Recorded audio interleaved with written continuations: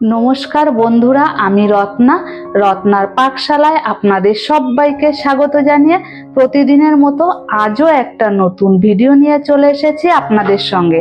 আশা করি আপনাদের সকলেরই ভালো লাগবে। বন্ধুরা, ভিডিওটি প্রথম থেকে শেষ পর্যন্ত দেখার অনুরোধ রইল। ভালো লাগলে লাইক, শেয়ার, সাবস্ক্রাইব করতে ভুলবেন না। আর হ্যাঁ বন্ধুরা, আমার চ্যানেলটিতে যারা নতুন, চ্যানেলটিকে সাবস্ক্রাইব করে অবশ্যই আমার পাশে থাকবেন। তাহলে চলুন বন্ধুরা, দেরি না করে ভিডিওটি শুরু করি।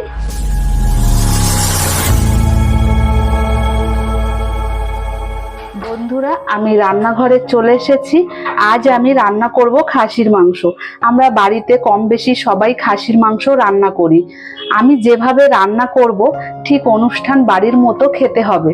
তাহলে চলুন আমি কিভাবে এই অনুষ্ঠান বাড়ির মতো খাসির মাংসটা রান্না করি আপনাদের সঙ্গে রেসিপিটা শেয়ার করি।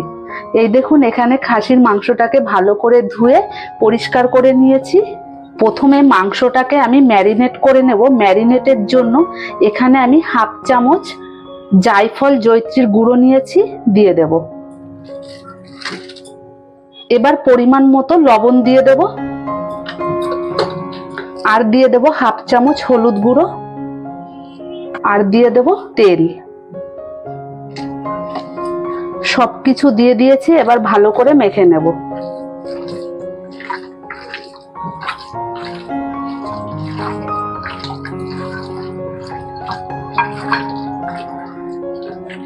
মেখে নেওয়া হয়ে গেছে। এবার আমি 2 চামচ টক দই দিয়ে দেব। এবার টক দইটা দিয়ে আরেকবার মেখে নেব।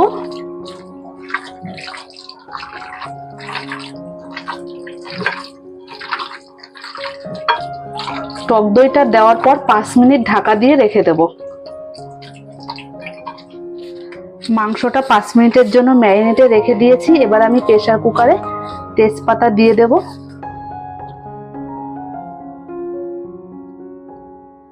এবার তেজপাতার ওপর কিছুটা তেল ছড়িয়ে দেব। 5 মিনিট মাংসটা ম্যারিনেট হয়ে গেছে। এবার প্রেসার কুকারের মধ্যে দিয়ে দেব।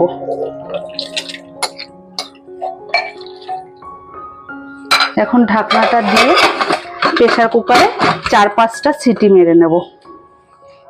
প্রেসার কুকারে মাংসটা বসিয়ে দিয়েছি। এবার প্রথমে আমি 4টে সিটি দিয়ে নেব। প্রয়োজন হলে পরে দিয়ে নেব, না হলে দেব না। এই দেখুন বন্ধুরা, আমি মাংসটাকে 4টে সিটি মেরে নিয়েছি। এবার গ্যাসটাকে বন্ধ করে দেখে নেব মাংসটা সেদ্ধ হয়েছে কিনা। এবার প্রেসার কুকারের ঢাকনাটা তুলে নেব, দেখে নেব মাংসটা সেদ্ধ হয়েছে কিনা। এই দেখুন বন্ধুরা, মাংসটা কিন্তু খুব সুন্দর সেদ্ধ হয়েছে। সে একদম গলিয়ে নেওয়ার দরকার নেই, কারণ মাংসটা এখনো রান্না হবে। মাংসটা সিটি হতে হতে এই দেখুন আমি কি কি মশলা নিয়েছি। এখানে পেঁয়াজ কেটে নিয়েছি 2 চামচ রসুন বাটা, 2 চামচ লঙ্কার গুঁড়ো, 2 চামচ আদা বাটা, এখানে নিয়েছি 1 চামচ জিরে বাটা, 1 চামচ ধনে বাটা। এবার কড়াই বসিয়ে দিয়েছি। কড়াইতে মশলাটাকে কষিয়ে নেব। কড়াইতে পরিমাণ মতো তেল দিয়ে দেব। কড়াইতে তেল গরম হয়ে এসেছে। এবার জিরে, এলাচ, লবঙ্গ, দারচিনি ফোড়ন দিয়ে দেব। এবার কুচানো পেঁয়াজটা দিয়ে দেব।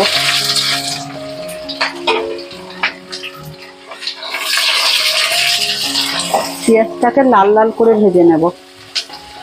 পেঁয়াজটাকে লাল লাল করে ভেজে নিয়েছি। এবার বাকি মশলাগুলো দিয়ে দেব এক এক করে। প্রথমে দিয়ে দেব 2 চামচ আদা বাটা, 2 চামচ রসুন বাটা, 2 চামচ লঙ্কার গুঁড়ো, আর দিয়ে দেবো 1 চামচ জিরে বাটা, 1 চামচ ধনে বাটা। এবার সব মশলাটাকে ভালো করে কষিয়ে নেব।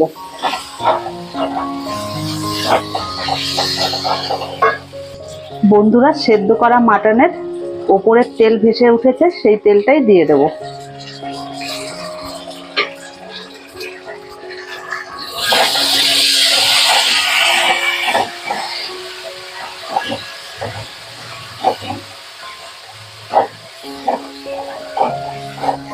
বন্ধুরা, মশলাটাকে 5 মিনিট কষিয়ে নিয়েছি। এবার মটনটা দিয়ে আবার ভালো করে কষিয়ে নেব। এবার একসঙ্গে মটন আর মশলাটাকে ভালো করে আমি কষিয়ে নেব।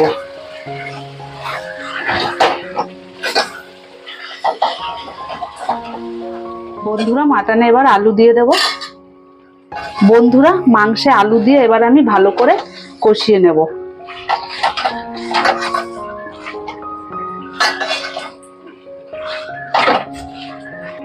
এইভাবে আমি 15 মিনিট কষিয়ে নেব ঢাকা দিয়ে দিয়ে। এই দেখুন কত সুন্দর হয়েছে দেখতে, দেখেছেন? আর একবার ঢাকা দিয়ে দেব। ঢাকাটা এবার তুলে নেব। এই দেখুন বন্ধুরা মাংসটা আমার কষানো হয়ে গেছে। মাংসটাকে আমি 20 মিনিট কষিয়ে নিয়েছি। এই দেখুন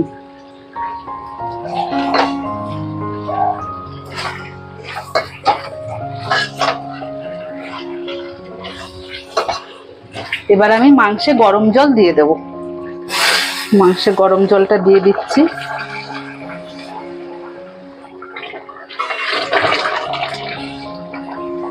মাংস আর আলুটা ভালো মতনই সেদ্ধ হয়ে গেছে, তাই আমি খুব বেশি জল দেব না।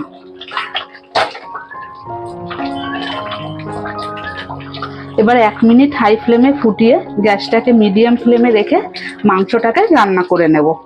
বন্ধুরা জল দেওয়ার পর ঝোলটাকে আমি 10 মিনিট ভালো করে ফুটিয়ে নিয়েছি। এবার আমি 1/2 চামচ গরম মশলার গুঁড়ো দিয়ে দেব।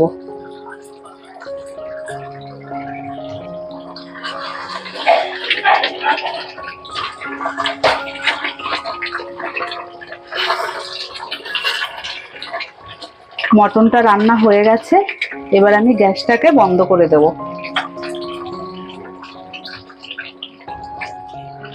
বন্ধুরা বাটিতে এবার মটনটাকে আমি নামিয়ে নেব। এই দেখুন, এই দেখুন বন্ধুরা কত সুন্দর হয়েছে দেখেছেন দেখতে। এই দেখুন বন্ধুরা সম্পূর্ণ মাটনটা আমি বাটিতে নামিয়ে নিয়েছি। এইভাবে আপনারা অবশ্যই বাড়িতে বানাবেন, খেতে কিন্তু দুর্দান্ত স্বাদের হয়। খেয়ে আমাকে কমেন্ট করে জানাবেন কেমন হয়েছে। আর হ্যাঁ বন্ধুরা, ভিডিওটি ভালো লাগলে লাইক, শেয়ার, সাবস্ক্রাইব করতে ভুলবেন না। ভিডিওটি প্রথম থেকে শেষ পর্যন্ত দেখার জন্য আপনাদেরকে অসংখ্য ধন্যবাদ। তাহলে বন্ধুরা ভিডিওটি এখানেই শেষ করছি। দেখা হবে নতুন কোনো ভিডিওর সাথে।